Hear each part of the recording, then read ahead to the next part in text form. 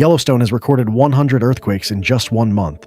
If you saw that headline with no context, you'd probably think something major is coming. A supervolcano waking up, pressure building, magma rising. But here's the part almost nobody understands. That number's completely normal. Not normal in a dismissive way, not normal in a don't worry about it way. Normal in a geological, measurable, historically documented way. 100 earthquakes in a month at Yellowstone National Park is not a surge. It is not escalation. It is not the beginning of a catastrophic chain reaction beneath the surface. It is background activity within one of the most closely monitored volcanic systems on Earth. The reason that number sounds dramatic has very little to do with geology and almost everything to do with psychology. Humans react to round numbers. 100 feels like a milestone. 30 days feels compressed and urgent. And when that number is connected to Yellowstone, a place permanently associated in popular culture with the word supervolcano, the imagination fills in the blanks before the evidence ever has a chance to speak. But geology does not operate on imagination. It operates on baselines. And Yellowstone's baseline is movement. Yellowstone is one of the most seismically active volcanic regions in North America. The crust beneath it is not rigid and silent. It is hot. It is fractured. It is under continuous stress from tectonic extension in the western United States and from heat rising out of deeper magma reservoirs. That combination, stress plus heat, makes the crust there more prone to cracking and adjusting. Movement at Yellowstone is not unusual. Movement is constant. Every single year, Yellowstone typically records hundreds to thousands of earthquakes. Many years exceed 1,500 events. Some surpass 2,000. There have been years where totals have climbed even higher.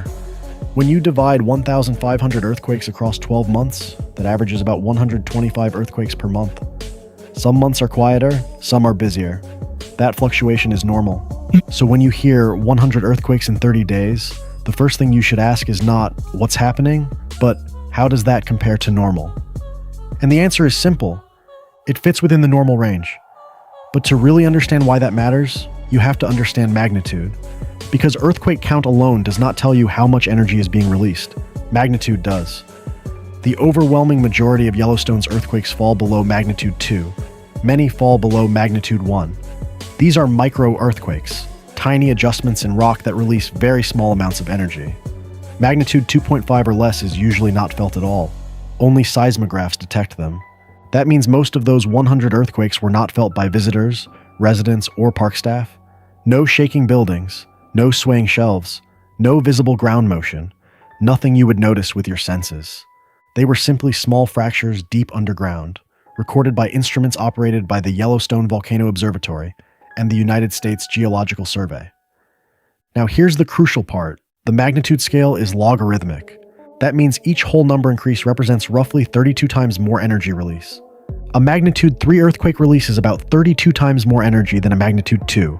A magnitude 4 releases about 32 times more energy than a magnitude 3. That means a magnitude 4 releases roughly 1,000 times more energy than a magnitude 2. So 100 magnitude 1.5 earthquakes do not equal 1 magnitude 4. They don't even come close. This is where perception often misleads people. We tend to think of numbers as additive. 100 small things must equal something big. But in earthquake physics, that is not how it works. Energy release is exponential. And most of Yellowstone's earthquakes release extremely small amounts of energy compared to moderate tectonic events elsewhere in the country. Now let's connect magnitude to real-world experience. Magnitude 1 to 2.5, usually not felt. Magnitude 2.5 to 3.5, often felt if shallow, similar to a heavy truck passing nearby or a brief vibration. Magnitude 3.5 to 4.5, clearly felt and can startle people, but rarely causes damage. Magnitude 5 and above. Potential for minor structural damage depending on depth and distance. Magnitude 6 and above. Significant damage possible in populated areas. So when Yellowstone records 100 earthquakes in a month, what we are mostly talking about are magnitude 1 to 2 events. Tiny, routine, and often shallow. Now let's go deeper into why Yellowstone produces so many small earthquakes. Yellowstone is not just a volcano. It is a volcanic system intertwined with one of the largest hydrothermal systems on Earth. Heat from deeper magma bodies drives groundwater circulation on a massive scale. Rain and snowmelt seep into the ground. Water descends through fractures. It heats up, it expands. Pressure builds and redistributes. When pressure shifts, fractures slip. When fractures slip, earthquakes occur. These are often shallow, fluid-driven earthquakes. They do not necessarily indicate magma movement. They often indicate fluid adjustment. Yellowstone frequently experiences earthquake swarms. A swarm is a cluster of many small earthquakes occurring close together in time and space, without one dominant main shock. Swarms can last days or weeks. They are common in volcanic and geothermal systems worldwide. In Yellowstone, swarms often represent hydrothermal plumbing adjustments. Imagine a vast network of underground cracks and pathways. Some are open, some are sealed by mineral deposits. Pressure builds behind a sealed fracture until it breaks through or finds a new route. That small adjustment can create a cluster of tiny earthquakes. So 100 earthquakes in 30 days could simply reflect a swarm in one localized area where fluids shifted slightly. That does not mean magma is rising toward the surface. Now let's talk about what would be different. If Yellowstone began producing consistent magnitude 3 earthquakes daily, that would shift the energy scale. Magnitude 3 earthquakes are often felt. They release significantly more energy than magnitude 1 or 2 events. If multiple magnitude 3 earthquakes occurred in a tight cluster over several days, scientists would pay closer attention. If magnitude 4 earthquakes began appearing repeatedly, that would represent a much larger stress adjustment in the crust. Not because magnitude 4 means eruption is imminent, but because sustained higher magnitudes indicate greater energy release. But magnitude alone is never enough. Scientists would look at depth. Are earthquakes getting progressively shallower? They would look at migration. Are events moving upward or spreading outward? They would examine deformation. Is the ground rising rapidly? They would monitor gases. Are emissions increasing dramatically? Volcanic escalation is about multiple signals aligning. Right now, Yellowstone is not showing that alignment. Instead, it is behaving within its historical range of variability. There have been months in the past with several hundred earthquakes. There have been swarms exceeding 1,000 events. None of those sequences resulted in eruption. The last lava flow at Yellowstone occurred about 70,000 years ago.